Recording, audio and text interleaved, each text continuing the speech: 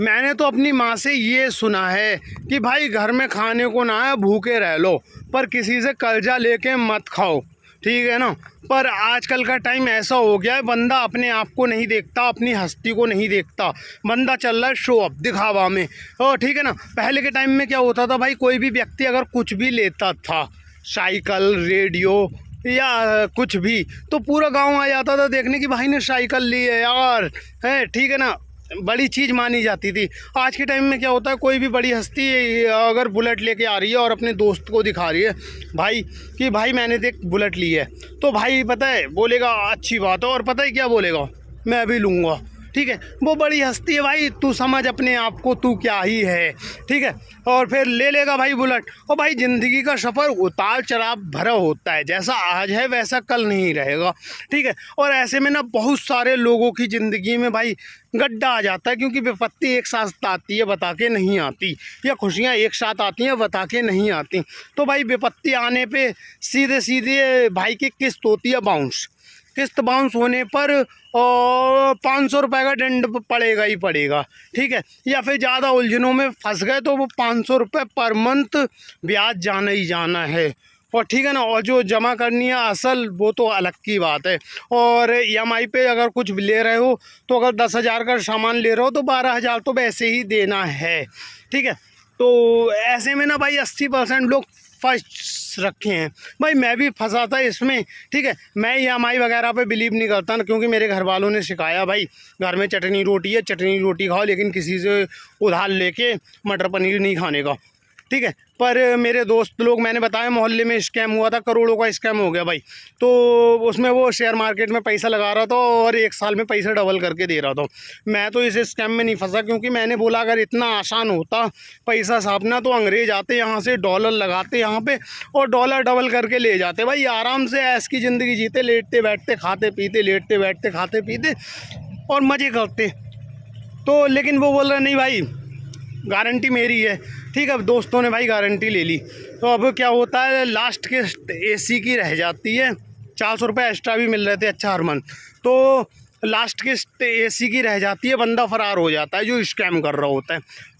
अपने को कोई दिक्कत नहीं है, दोस्तों ने गारंटी ली है। एक बंदा था सूरज, जिसने गारंटी ली थी, मैंने भाई पैसा दे, तो उसने पैसा दे दिया भाई, ठीक है। अब मैं किस्त भरने जा रहा था, अचानक से घर पे आता हूँ तो घर पे देखता हूँ कि पापा की हालत बहुत ख़राब है, पापा लेटे हुए हैं, बोल रहे हैं दर्द है। मैं स्कूटरी से अपनी बिठालता हूँ, हॉस्पिटल में ले जाता हूँ, हॉस्पिटल में पता लगता है कि पापा को हार्ट पड़ा है, ठीक है। जितने मेरे पे पैसा होते हैं 3400-3500 वो भाई उसी टाइम जमा हो जाते हैं। बाकी डॉक्टर बोलता है 25,000 रुपये लेके आओ, 24 घंटे के अंदर एक इंजेक्शन लगाना है, वो इंजेक्शन लगा दिया तो ख़तरे से बाहर आ जाएंगे।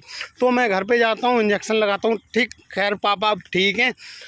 बाकी भाई जो किस्त होती है ना वो जमा करनी रह जाती है, तो उससे क्या होता है भाई, और मैडमों का कॉल आता है कि सर किस्त, उस टाइम पे मैं कोई काम भी नहीं कर रहा होता। मैं बोलता मैडम मैं किस्त जमा कर दूंगा जब भी कोई काम करूंगा, तो क्योंकि मम्मी की भी हालत ख़राब है, पैरालाइजेज है, मैं उनको भी बोल नहीं सकता पैसे के लिए, पापा की भी हालत अभी ठीक नहीं है, ठीक है। तो बोलते हैं ठीक है भाई। इस बीच में ना पेनल्टी मेरे पे पड़ रही है, ठीक है, जो एक्स्ट्रा चार्ज जो जाता है वो पड़ रहा है मेरे पे, बढ़ रहा है वो पैसा EMI का। लेकिन दूसरा नुकसान मेरा क्या हो रहा है, जो बड़ा नुकसान है भाई, मेरे बैंक अकाउंट माइनस में जा रहा है, ठीक है। और आज कंडीशन ऐसी है, बैंक अकाउंट में 8-9 हज़ार रुपये माइनस है, जिसमें 3200 रुपये की केवल एक किस्त थी, 8-9 हज़ार रुपये माइनस है। और वो मैडमों का कॉल आता है, बोलती हैं 6,000 रुपये आपका हो गया, ठीक है। तो मैं उनको बोलता हूँ कि मैडम मैं तो ना तुमसे सीधा कोर्ट में बात करूँगा। कोर्ट में क्यों बात करूँगा, क्योंकि भाई लोग, मैंने ना उनसे बात की मैडमों से, जितनी मैडम का कॉल आया, तो मैं बोलता हूँ मैडम मेरा अकाउंट माइनस में जा रहा है, तो बोल रही है ना कि सर आप पैसा पे कर दो, आपका अकाउंट ठीक हो जाएगा।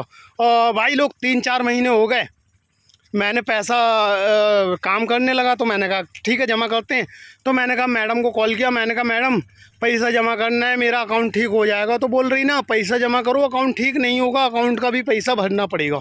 मतलब भारतवासियों को हर जगह से चूतिया बनाया जा रहा है, हर जगह से उनका चूतिया काटा जा रहा है, ठीक है। मतलब हमने लोन लिया, बाई चांस हम जमा नहीं कर पाए तो हम पे पेनल्टी लगेगी, 500 रुपया बहुत होते हैं भाई। ठीक है, चलो मान लिया हमने पेनल्टी भी झेल ली। ठीक है, उसके अलावा जो हमारा अकाउंट माइनस में जा रहा है वो भी हम झेलें, मतलब डबल नुकसान। तो भाई लोग समझ जाओ, थोड़ा समझदार बन जाओ और ये भेड़ चाल की दुनिया से निकल जाओ, दिखावे की दुनिया से निकल जाओ। ठीक है ना, जो भी खरीदना है नगद में खरीदो, चाहे अभी नहीं 6 महीने बाद ले पाओगे 6 महीने बाद लो, 1 साल बाद ले पाओगे 1 साल बाद लो, पर जो भी लो नगद में लो। नगद के 2 बड़े फ़ायदे होते हैं। नंबर 1, एक्स्ट्रा पैसा नहीं देना होता, जो कि मैंने इससे पहले बताया कि अगर कोई भी 10,000 की चीज़ लेते हो तो 12,000 जाते ही जाते हैं, 2,000 वो बचेंगे। दूसरा, अगर बाई चांस किस्त विस्त की कोई टेंशन नहीं होगी, जो बाउंस होने पे 500 रुपये की पेनल्टी पड़ेगी। और दूसरा, अकाउंट भी तुम्हारा ठीक ठाक चलेगा। ठीक है, क्योंकि आगे का टाइम का किसी को नहीं पता होता है कि कब क्या हो जाए। तो भाई ये शो ऑफ दिखावा की दुनिया से थोड़ा बाहर निकलो। जितना बाहर निकलोगे उतना हमारे लिए ही अच्छा है और हमारे परिवार के लिए भी अच्छा है, क्योंकि हम हराम में किसी को रुपया क्यों दे सकते हैं। और ये बैंकों की और ये EMI वाले लोन वालों की एक बहुत बड़ा गेम है भाई, क्योंकि भारत की जनसंख्या बहुत ज़्यादा, अगर सबसे मोटी 500 रुपये ही एक्स्ट्रा ले लेते हैं, करोड़ों में जा रहा है भाई। तो थोड़ा समझदार बनो, ये EMI के दलदल से निकलो, ये शो ऑफ दिखावा के दलदल से निकलो भाई। ठीक है, उसने वो कर लिया, तुम भी वो कर लोगे। अपनी मेहनत पे विश्वास रखो, मेहनत के थ्रू आगे बढ़ो। ठीक है ना, ये EMI वगैरह ये चोचलों से थोड़ा बाहर निकलो, क्योंकि ये चोचलों में पड़ के हम बर्बाद हो रहे हैं मेरे भाई। इस बात को समझना पड़ेगा दिल से। तो बस यही था भाई आज का ज्ञान। अगर वीडियो पसंद आती है तो सपोर्ट करो यार, क्योंकि बिना किसी फ़िल्टर के और बिना किसी स्क्रिप्ट के वीडियो बनाते हैं, जो दिल में आता है बोल देते हैं, क्योंकि ईमानदारी के साथ रहने वाले व्यक्ति हैं हम, सनातन के साथ रहने वाले व्यक्ति हैं हम, 0% शो ऑफ के साथ रहने वाले व्यक्ति हैं हम। तो बस यही था आज का ज्ञान भाई लोग। सपोर्ट चाहिए, सपोर्ट करो यार। राम राम।